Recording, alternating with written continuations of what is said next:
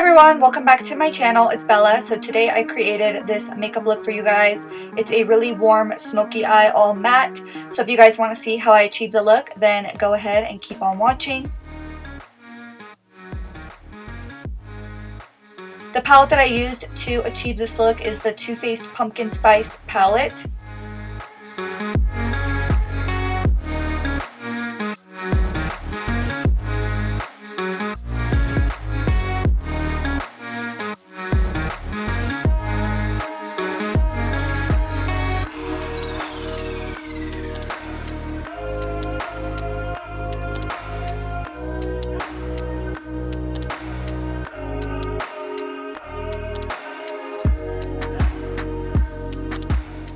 The first thing that I did was I grabbed the shade Pumpkin Spice and I just applied that all over my crease as my transition shade. Just going in back and forth motions and circular motions. You don't have to be too precise with this shade because we are going to be going in with a defined brush when we go in with the next one. So next I went in to Ginger Spice, which is this really beautiful matte copper shade, and I just picked that up with a defined angled brush and I wet my brush a little bit and I just mapped out where I want to add a definition in my crease.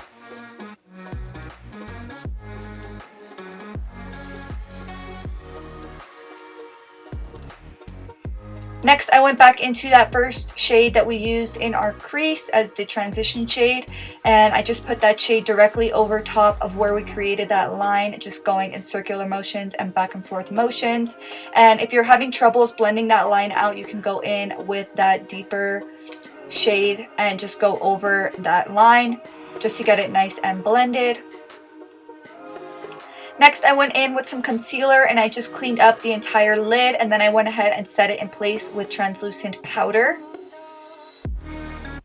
And then going back into Pumpkin or Ginger Spice, I just applied that on the outer lid, fading it inwards just to give it a gradient effect.